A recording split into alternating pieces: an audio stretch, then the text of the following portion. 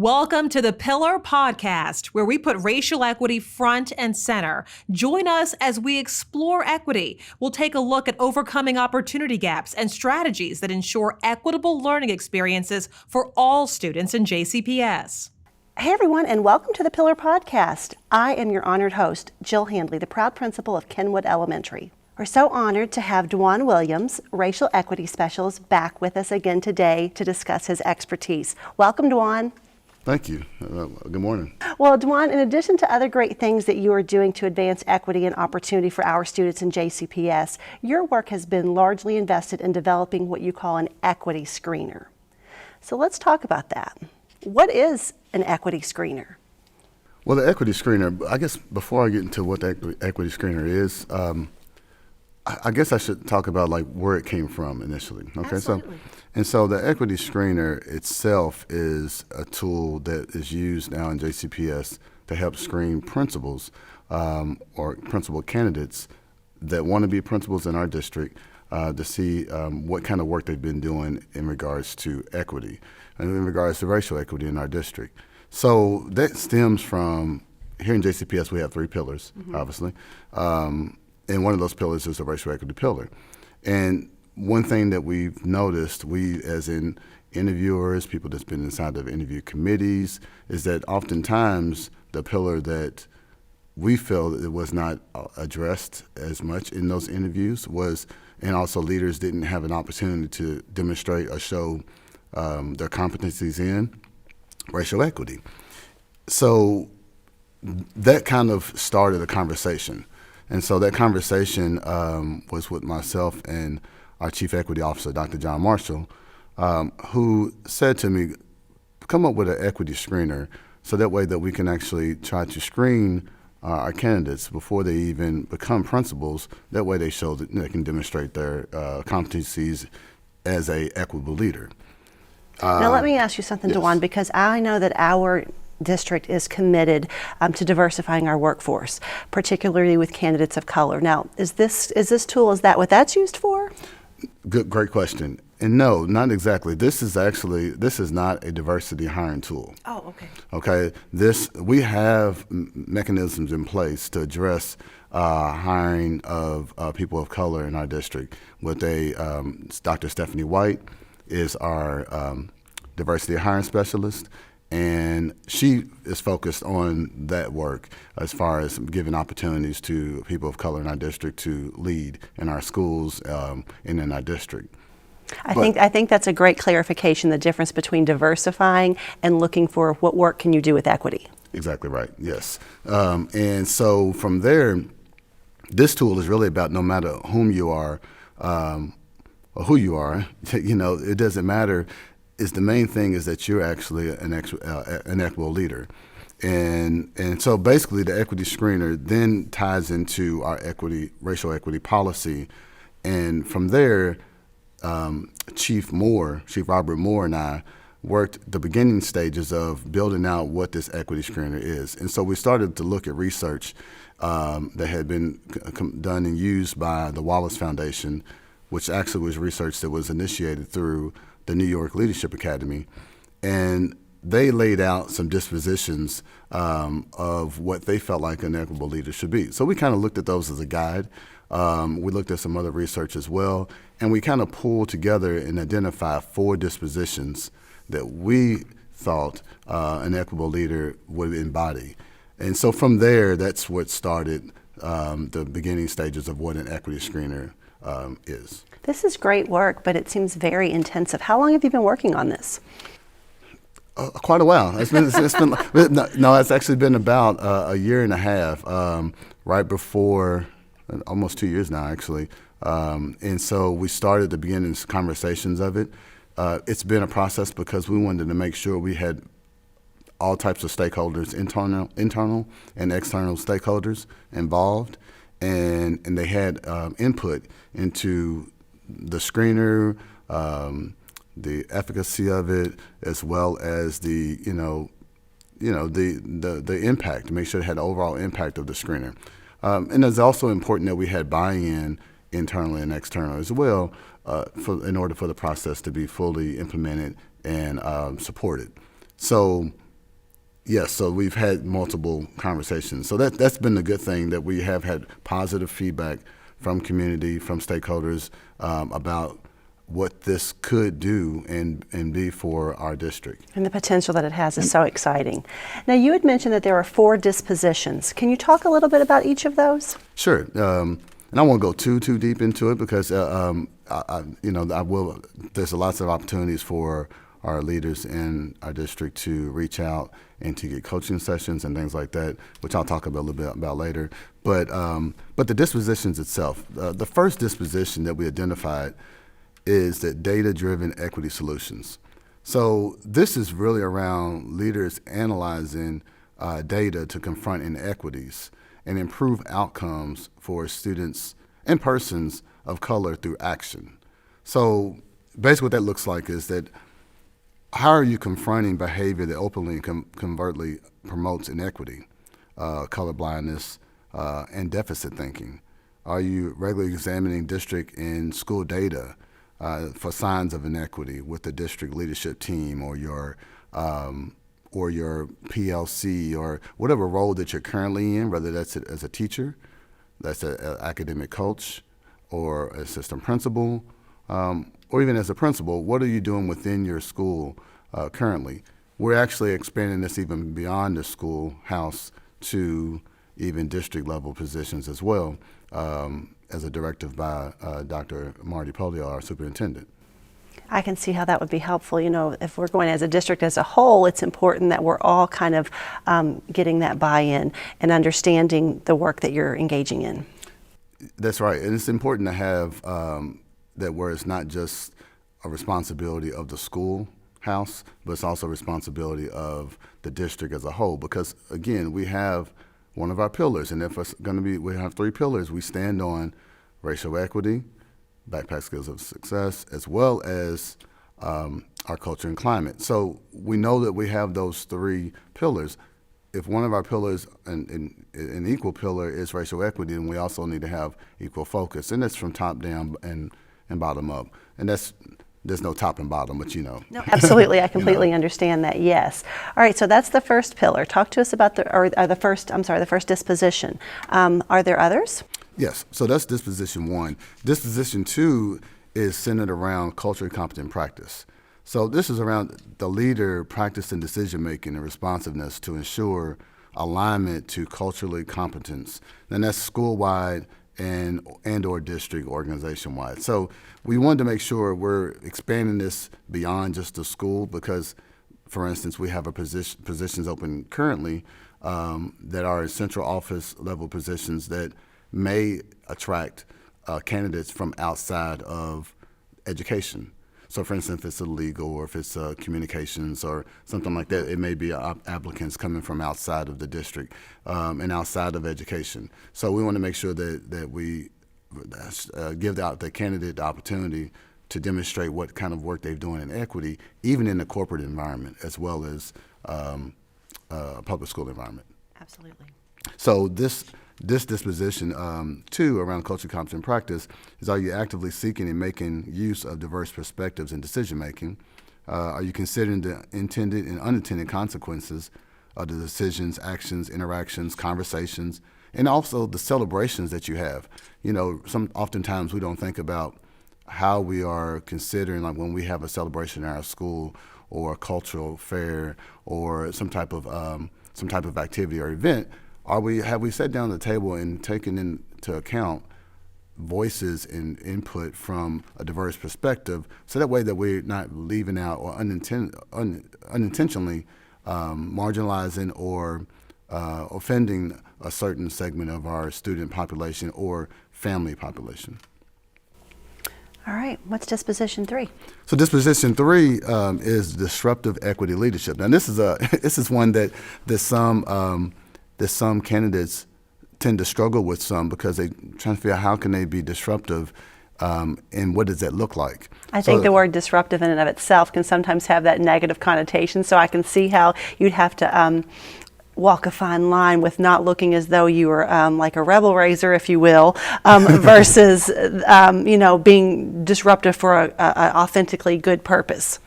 Exactly, and that's the part, that controlling the narrative, that we have trying to make sure we do, even within the actual disposition itself. So the description for this disposition says the leader demonstrates actions and judgments that disrupt inequities in school or the organization. So that may be that you have a system that's been in place at your school that is marginalizing or that is not including a certain group of parents. So if you have a parent night, for instance, that it starts at 5 o'clock, and this parent night at your school, for some reason, whether it's a parent teacher or if it's some type of family engagement night, and it starts at an earlier time, and you notice that parents are not able, it'd be nice to do a survey or do some kind of, fill out to find out exactly when is a good time for them.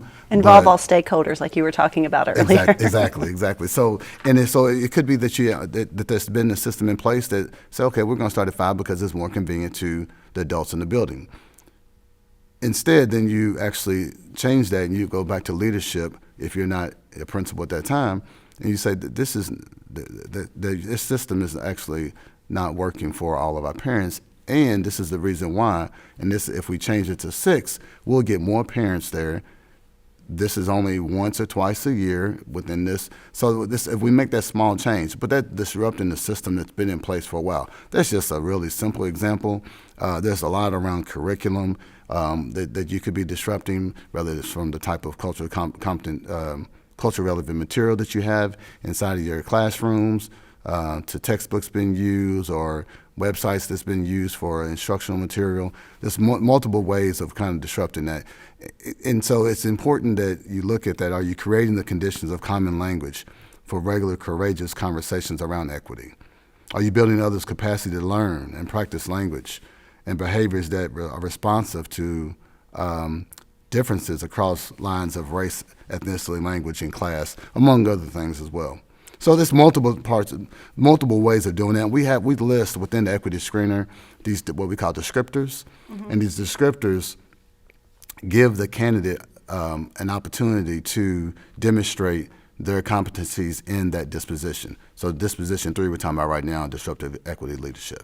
I love that you gave that example. I know you said it was a small one, but I think sometimes when people think about, clearly I want to put my best foot forward and showcase all that I am, and oftentimes we think that's like grand scale. So I love letting the listeners know that you're not talking about that you have to, move mountains, particularly when you're first starting this work. It seems like a small thing, but adjusting the time to be more conducive to the needs of your families versus the needs of just the adults in the building, that's a huge piece of equity that sometimes I think we don't think about. That's very true. And so the small things oftentimes make huge impacts. And so, yes, if you are a leader that's doing those small things. But in addition to that, you're taking it a step further and you're looking at disruptive leadership even district-wide, or even in your community. Those are what we call exemplary acts of leadership. So that would then, of course, bode well or more favorable even within the equity screener. But oftentimes it's just the small things. But those small things add up to make the big things. Yes, that's right. And so, and the last disposition that we identified is really a very important one to me personally, because it's around reflection and growth on equity practice. So oftentimes, leaders, we participate like in a book study, or we attend some type of professional development, and we walk away like fired up. We walk away fired up, and then when we leave those walls, or we get back home, or we get back into the normal hustle and bustle of in the schoolhouse, then we sometimes lose sight of what did I learn from that book study, PD, or whatnot, and then what can I then implement in my own personal and professional practice, and then what can I do to maybe influence the work that I do with my staff or my colleagues. And so that's where this reflection and growth on equity practice came from, is that are you seeking feedback and looking for evidence to help reflect on how you are leading for equity? Are you continuously reflecting and examining what your role is and how it might contribute to inequitable practices. And lastly, I would even say that, are you actively seeking to learn about how power, privilege, and oppression operate historically and currently in education? So once you're looking at that information, once you're doing that professional growth or that own personal reflection, you've completed the implicit bias training that, for instance, that the entire district that completed or took last year. Then you actually started to reflect and say, okay, what can I do with this? And so now it's about putting it into practice. And then after that, it's trying to measure what is the impact. So all of these dispositions, the 4 dispositions, the key is what did you notice? What kind of concern or I don't want to say not problem, but what concern or issue have you noticed in your school or organization? What action was taken towards that? And then lastly, and probably most importantly, what is the impact? So oftentimes we in schools, we do a lot of implementation. So, right? A lot of implementation, yes. So we do a lot of, and no fault of our own in some cases where we are given and told to do certain things, which we should in most cases. And so, but then when we do these things, we actually carry out a program in our school, or we have a great idea to have some type of mentor group because you notice that a segment of like your Black African American females have a lower sense of belonging on the comprehensive school survey. And so you say, okay, I need to come up with I can bring someone in to a mentor group, or we can have one within our own power group within our school.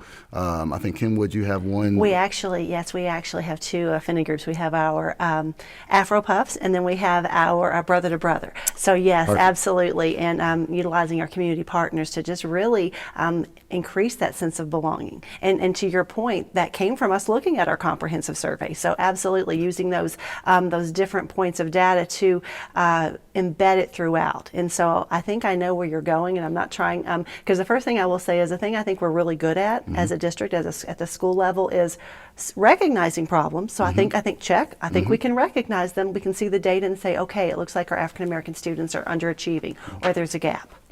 I think to your point, we can even sometimes say, oh, well, what are we going to do about that? And we attempt to do something. And then we look at the data again and say, oh, look, we have a problem. So I think that last piece of evaluating the impact it has and making small adjustments to, okay, either it's working or this is not having the impact I thought it was going to have. How can we adjust that? That's the piece I think that is missing, not just with this work, but with all kinds of work, is that we see the problem, we're doing something about it, and then we're surprised that the problem or the challenge doesn't mitigate because we're not really truly going to that last level of what impact is it having. Exactly right. And that's even so after candidates go through this process and they fill out the screener, and whether if they are received their position, the awarded position that they're applying for or not, I give feedback. I offer feedback. Dr. White and I offer feedback to candidates. And one thing that comes out the most from candidates that go through this is they say, I knew I was doing a lot of work around equity. I felt like I was doing a lot of work around equity. This equity screener is giving me an opportunity to reflect on what I'm doing well, but what I could do better. And the part that often kind of comes up is around, we're doing a lot. I'm just thinking of one candidate says, we're doing a whole lot. But oftentimes we don't know if it's actually working. Okay, we don't know what the impact of that work is, and it's important that we just that we have that time to sit down and actually measure that, so that way we can see if we should continue with the practice that's in place, or if we maybe should shift, like you stated, and maybe change it just slightly, or even I'll throw it out and do something differently to make sure that we're having the true impact that we intend out of those actions. Well, I'm thinking too, just as a current leader, budget allocation and what implication this would have for that. So we're looking at the data, we're making some decisions. We all know that no one has, at least not to my knowledge, a money tree in the backyard of their building. So sometimes it creates this, we have to do a needs assessment to understand what are our priority needs. And oftentimes I would say that there are times that we don't, because we don't look at the impact. We continue to spend money on things that we've always spent money on without determining impact, and then wonder why we are where we are. That's very true. I'm thinking right now that I'm on the group that's actually that was awarded a grant, and through grants you have to. A lot of grant money, that grant funded things, you have to make sure that you really measure that impact. So that's even if we have that type of focus and intentionality when it comes to the work that we do around equity and racial equity in particular, that you're going to truly see those impact. And most importantly, the impact that we're looking for is really about reducing and really dismantling, if you will, gaps. You know, this disproportionality amongst our various races in our district, between white and black, or Latinx and white. We need to really work to make sure that our students are all receiving what they need, not what we want to give, but what they actually need, and based off of where they at. And so we say that a lot in education, but oftentimes our practices don't always meet that. So that's what the intention behind the equity screener is to put the onus on our leaders, and actually starting from almost like I've termed it an equity portfolio. So this equity portfolio that you build as you go through your journey of education, and it could start from, and what we're trying to do is even partner with universities, with starting from the teaching standpoint, like as teacher prep, and you're going through, starting to identify when you're going out and you're doing your student teaching or whatnot, that you actually can start building that portfolio, then identifying things and even analyzing practices in your school placement or your school as a new teacher. And maybe you won't go in the first day thinking, okay, I'm gonna change the world. Okay, I'm gonna change the school right then. But you can start analyzing it even within your own classroom. Start small within your own classroom, and then from there, if we build those capacities, the capacities to lead through an equity lens, then as that teacher becomes a teacher leader, and then that's whether it's department lead or team leader or instructional leadership team, and the various teams and committees that we have, racial equity committees, that then they will then be able to lead through that lens. So when they step into the role of assistant principal, counselor, academic instructional coaches, and then of course the principal, that then what happens is that we're building a district that has leaders that see through equity, that also address it, and then also look at impact. And so then if we look at impact, then we will hopefully see the results that we want to see. I think you mentioned a couple of really important things that I think about as a sitting leader, in the sense that, our first step with anything is awareness, right? So thinking through, and awareness often comes from changing our lens. And so I think that this tool is an amazing opportunity. It aligns with a lot of the work that current administrators are doing with regards to our empty document and the work with our own racial equity work and our own racial equity plans. But I really love the idea that you talked about with pre-service teachers, or I think about even if you're a sitting teacher, because let's face it, every building's a little bit different. We're all kind of going in the same direction, but at a different pace. So as I'm principal prep classes, things like that, I think immersing up-and-coming educators, if you will, or up-and-coming leaders with this lens to start to think about that and look at it, because I can just speak from experience, knowing that there are things that, when you know better, you do better, right? That's right. And so I know just our own school practices, there were things that we were doing a couple of years ago we were like, yes, this is top notch. And just within a small amount of time, with our intensive focus on equity, we're like, oh, we didn't consider this group, or oh, we didn't think about that. So I love that front loading. So it's not like the back end. So yes, that's a really important piece that I think we miss so often is the pre-service piece. And see, I love the fact that 2 years ago, or even longer, because you've been a principal for how long? You come with? This is year 15 for me. 15 years. Awesome. Congratulations on that. Thank you.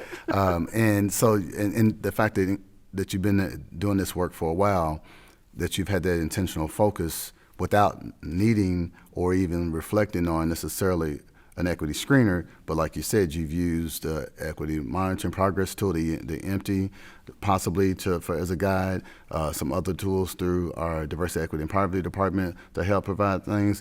But I know even now your school has been, I know you're not one being interviewed, but I'm gonna shout you out here for a moment, is that your school has been distinguished as what? Yes, thank you. I'll take that opportunity. Yes, we were recently recognized as a national ESEA distinguished school, predominantly for the work that we're doing with our English language learners. And so that has allowed us the opportunity to really look through the lens to ensure that we are, seeing things the way that they need to be for kids. I know you mentioned that earlier, is that so often we make decisions that are on the convenience of adults or what we think is best for kids, but how about we actually get the input from the kids and their families so they can tell us what the real work is. That's right. And the work never stops, but the other thing I will say is that I think the reason why the work, because you talked about it, we're doing a lot, and the reason why I think things feel so heavy is because people often do the work in silos, in the sense of, okay, well, here's what I'm doing for instruction, and here's what I'm doing for behavior. Oh yeah, and then there's that equity work, and here's what I'm doing for, no. Let's look at the big picture. Here's what we're doing for kids, and how do all of those systems, how are they all interconnected? And I think that's where the power really starts to happen. Well, you're the perfect person to interview, supposed to interview me, but this is great because it's showing that you're doing the work that we want to happen from our leaders throughout the district. And there are more leaders out there in our district that are doing some excellent work around racial equity. But we want to make sure that we even make that more widespread and more accessible and more of a process that's available to them. Well, and I think the other great thing that this screener does is that it sets that positive presupposition of, hey, if you're going to be a leader in the district, you better be thinking about this. Yes. So that when people are coming into it, it gives the opportunity to think like, oh, either let me shout out what I'm doing, or ooh, I better be thinking about this. Either way, though, I think, I learned this a long time ago. The questions that you ask in an interview or a screener, that is your opportunity to let any potential candidate know this is who we are and what we are about. So that gives that candidate the opportunity, because I think so oftentimes people are like, oh, I just want to be a principal. I just want to be an assistant principal. I just want to be a leader. And that's great. But I think what I would say to candidates is pay attention when you're interviewing to the questions that are being asked, because are you a fit? Because if you're not a fit, sometimes that piece, just being the leader, is not all that it's all about. You have to find that is Jim called the right seat on the bus, if you will. So let me ask you this, DeJuan, because this is an impressive tool. I'm sitting here thinking as you're talking through it, I'm kind of reflecting on my own process, like, how would I have done with this? So talk to me a little bit about the process in the sense of, do you send out the questions and it's a written response? Do they come in and is it an interview? What does it look like? So that's a great question. So currently the way it works is that whenever you, and we're talking about school principal positions right now, okay? Say Jill Hanley School opens up, okay? And not Kenwood, because you're not going nowhere, but the school named after you. So Jill Hanley School opens up, and the position closes today. Well, what happens is that candidates that apply for that position, they receive an email from Dylan Owens, who is our supervisor in HR. Okay. Over admin hirings. And you receive the email. The email actually gives you an opportunity to upload evidence for the 3 pillars. So you have 3-pillar evidence. It's like a Google form that you receive. And that is for, again, the 3-pillar work. Then in addition to that, you receive a Google form for the equity screener. So you actually complete the equity screener, upload your equity screening guide that's available, that's provided to you. And then from there, that equity screener and artifacts for the 3-pillar are then reviewed. The equity screener, is scored first by the equity screening committee. You receive a score, and then another part of I didn't touch on this, is that in the equity screener, the candidate has an opportunity after each disposition to put an impact statement. And that impact statement is kind of like the overall synopsis, if you will, of their work in that disposition. Okay. So that information is then shared to the committee as well. So the committee looks at all the candidates. Say if there's 10 candidates for Jill Hanley's school, then they'll look at all 10 candidates, and they'll look at all of their body of work, their score from the equity screener, as well as their artifacts. From that point, they select how many candidates for candidates in this situation, to move on to interview with Dr. Marty Poli, our superintendent. Before they interview, they receive a predictive index survey, which is pretty much like a job fit, personality fit type survey. So you'll get that. So that's part of the process. So then Dr. Polio then receives that information from the predictive index, as well as from the equity screener and artifacts, and then he then makes an informed decision about which candidate should move on. If there's an SPDM, move on to SPDM. So the equity screener is pretty much screening. It's not necessarily at this point a qualifier for you, a gatekeeper, I should say, from stopping you from moving on. So if you don't do as well in one area, say there are 4. The way we rate it is there's in 4 categories, and the 4 categories that we rate is kind of like a 4-point scale, if you will, and it goes through the beginning. Your level 1 would be like beginning to meet equity. Your level 2 would be you developing towards equity. 3, accomplishing in equity, and 4, exemplary in equity. It's got a color-coded chart that then the committee gets. And so that's where they use that information to, again, who should move on, or if the position should be reposted. And so that's kind of the process. If someone do you know that you want to be a leader in this district, or even you want to be a teacher leader, or you just want to grow in your own practice, currently you can just reach out to myself. You can email me, and I can give you a consultation. We can sit down 15 minutes, 30 minutes. I'll try to work around your schedule to give you an opportunity to talk about some of the work that you're doing in your school if you want to, or I can just explain to you about the equity screener and the process of it, however you want to do it. But basically, we're here. I'm here. Dr. Stephanie White also assists in that work. We have other people within HR that actually work on scoring the equity screener, so it's a committee, and we calibrate those sessions and things to make sure that we have validity, that is reliable as well, and that is transparent to the district and to outside the district as well. That works me into 2 questions, because I'm glad you said it's not a gatekeeper, because my question became, clearly in Jefferson County, I think we've heard Dr. Marshall talk about we're actually leading the nation in the work that we're doing with equity. But we often have external candidates who may not be as well versed in the work of equity. So what does that look like for a candidate if every other component of screening, the screening process is, you knocked it out of the park, but this piece, it's not a gatekeeper, but what if talk to me about what that looks like? That's a great question, just for with internal and external candidates, because with internal candidates, yes, a lot of our employees, because we're doing the work in equity, they, like you stated, they're familiar with it, even if they're not all the way involved in it. Deeply entrenched in it, they are at least aware, mostly.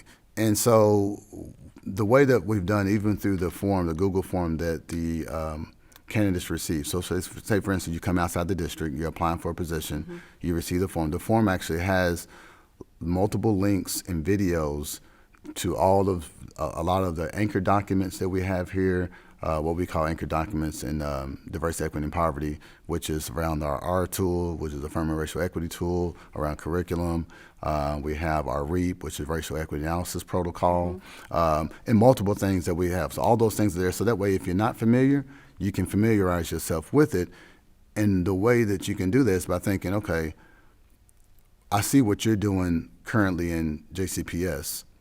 We do something similar, or I do something in my classroom, in my school, that I can relate to that.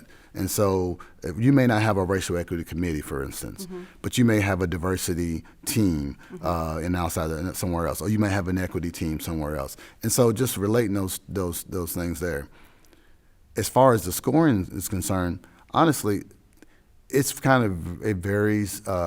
No matter if you're in the district, outside the district, people that's really involved in the work, it's going to show. Absolutely. I think that's true with so many things, but it's going to be, because the other thing I was thinking too is, and then I almost answered my own question, when people have access to this ahead of time, just kind of, if I'm a really good writer, that buzzword kind of thing. So I love that you're asking for the artifact. It's not just the narrative, because let's face it, we can all Google this and say the right buzzwords, but I think as an experienced interviewer myself with candidates, when it's, I'm just throwing out a few buzzwords and I'm actually doing the work. The other question I had was, because I know I've worked with Dr. White as well, and she is an invaluable asset to our district. With committees, SBDM hiring committees that are looking to hire principals, because equity is such an important component of our work, do the committees have access to how the candidate might have, I know it's a screener, but do committees have access to how they did, so that that can kind of inform them ahead of time? Excellent question, because this just came up with one of our principal openings that had SBDM in place. Now, keep in mind, not all of our schools have SBDMs based off of their status in their school, but those that have SBDM in place, this particular school, the assistant superintendent, and that's one thing I failed to mention so far, is that the great thing about the equity screening thus far is that we've had excellent support internally within our district leaders. So our assistant superintendents, our chiefs have all been on board with making sure this is fully implemented. So the assistant superintendent reaches out and says, I want to make sure that the SPDM has the equity screener score and the impact statements from those candidates. At this one case, it had been 2 candidates that moved on. So provided that information, the SPDM was able to look at that information, evaluate that, and to inform their decision, and then they use that to however they used it. But it's still another piece of, so yes, that's definitely available to SPDMs that they would get that information. And you mentioned currently the equity screener is in place for assistant principal and principal positions, or just principal positions? Just principal, currently. So the assistant principals, the way that we're trying to inform those that work is that assistant principals typically are hired within the school. Not typically, but they always are within the school, right? Yes. Okay. And so they, but what happens is Dr. White meets with principals and helps to with interview questions and things of that nature. And so that's the next phase, if you will, is to actually being able to, we're just really doing the soft launch of the equity screener currently. We just started back in August of this year, of 2021. And so the next phase of it is, yes, to give it to principals, have interview questions that align to the equity screener. And so that way they can use those, maybe not as so much of having them do the screener, although they could actually go ahead and do the screener and they receive the information internally to review, but not necessarily where it's administered by the district. It's multiple ways of using it, but I love the fact that you're thinking about the APs, because that's another part. If we wait till they become principals, or for them applying to principals, then oftentimes we're too late. It's like, I know that one of the candidates called recently and said, man, I wish I'd seen this or really did this, a couple of years ago, because I would have started building my work, and I've noticed that I could have done X, Y, Z. I could have done a little bit better in this area. And so as this grows and continues, and as it filters up and throughout the system, then hopefully there will build capacities of people to lead and then that way that, that's more utilized. Yeah, no, I was just thinking, so much of what you talked about, I'm just thinking even from a teacher perspective, and I know at a time of teacher shortages, we're not trying to make it any more challenging to we're already at a deficit with hiring, but I was just sitting here thinking, wow, embracing the work for all of us, what role in the future could this play? Because you all have already done so much tremendous work in such a short amount of time. I know it probably doesn't feel like short because it's kind of been, it probably feels like your last 2 years' life work, but it's incredibly impressive. And it really just has so much impact.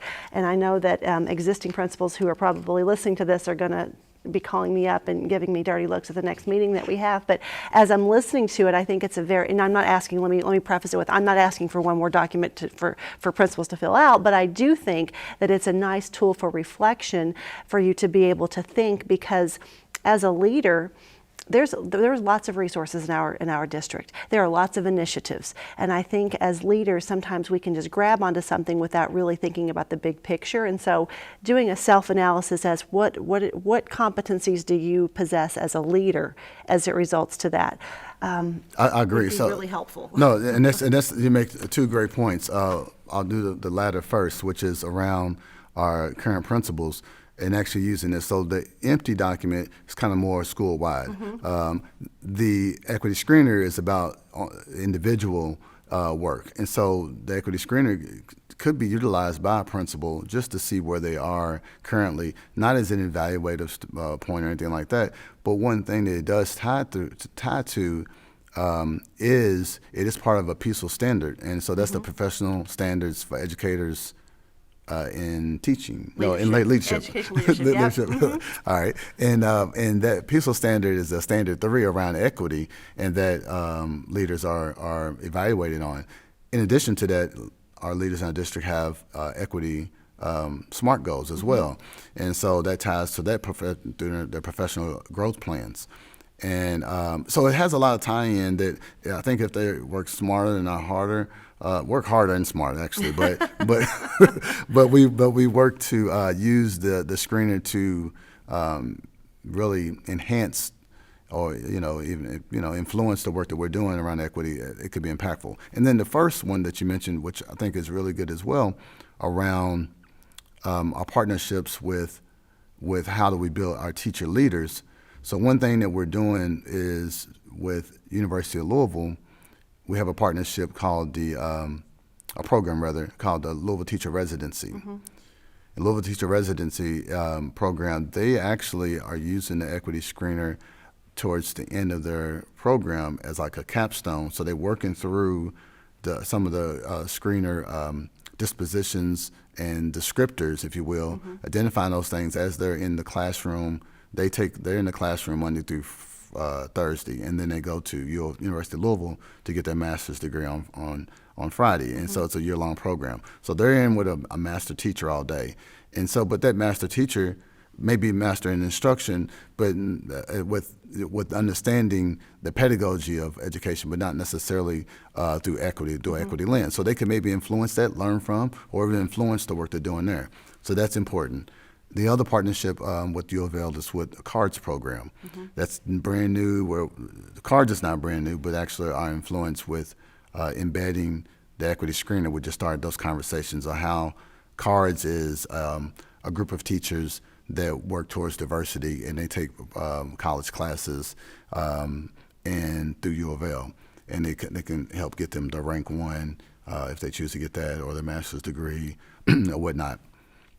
So that's another program, and the other around teachers that want to be assistant principals or principals. They have to you have to go to school and get your principal certification. At Spalding University, there's a program called the Aspiring Leaders, and the Aspiring Leaders is a 18-month, 2 years, a 2-year program where it's all JCPS employees currently that attend, and Dr. Glenn Beatty used to be assistant superintendent here in JCPS. He and now leads the program over at Spalding and is a good partner with actually embedding the equity screener into their curriculum, their class structure, and then at the end, they actually do a capstone as well, a project. And so a couple of those principal candidates that came out from last year, they now become assistant principals because they've used a screener to talk about some of the work they're doing in equity when in their interviews. So to your question earlier about is it used for assistant principals, the question is no, but is it valuable to someone applying for assistant principal position? Yes. Well, Dewan, you've talked about the how, the why, the what. What else have we not talked about that you'd want the listeners to know about the equity screener? It's a work in progress, and it's one. The equity screener is not necessarily it's sound in its work and its research behind it. But one thing about it is that we're hoping that this is not something that's something that come and goes. Mm-hmm. That this is something that is fully has invested in and supported, and that it has the true impact that we're looking for in our district. In addition to that, it's tied to a Wallace Foundation grant that we received. So we received a Wallace Foundation grant, which is around creating equitable leaders. Mm-hmm. And this grant is a 5-year, potential up to a 5-year grant of upwards of $8 million to help build out leadership development in our district. And that's creating this pipeline, this principal pipeline, if you will. And so it's really about growing your own within, not just within the district, but honestly within our community, within our state, and allowing those that you professional growth. And so that's what we're looking for with the equity screener. So that's the main thing I would say is that, if you have any kind of concerns, or if you have some praises, or if you just need some information, please reach out. Reach out to myself. I would love to speak with you in regards to the equity screener and how you could use it in your current role and your current school or organization. Well, Dewan, kudos to you and your partnership and the work that you're embedding, and I think that's a key term, embedding. You've gone through all the right steps, the research base, the investing stakeholders, and really investing. Those are two words that pop out to me, I think, from this whole piece is investing in our own, and not necessarily current employees, but investing in our district through empowering pre-service, up-and-coming leaders. And so kudos to you and all of your work. So if people want to reach out to you, how do they get in contact with you? You can email me. It's the easiest way. I mean, you can, which is Dewan, DWAN.Williams@jefferson.kyschools.us. You can also call me at 502-485-3620. And those are two easy ways to get a hold of me. People know that I'm really responsive to emails, sometimes too much as far as even practicing self-care. I was responding the other night to a candidate outside the district, and he's currently in a teaching role, and he said, I have a planning. He emailed me at like 11 o'clock at night, and I just happened to see my email, and I emailed him so I can meet with you tomorrow at 10 o'clock in his plan. But I want to be responsive to the work because I know that folks are hungry for and have an appetite for the work that we're doing around racial equity and equity in general. And so I just want to be, so I'm available. All right. I'll say that. Well, thanks so much for the work that you're doing, and thanks for joining us today on the Pillar Podcast. We look forward to all the great work that you are going to continue in this district. And thank you for what you do each and every day for our district and for the kids that are kin with. Thanks. Thank you.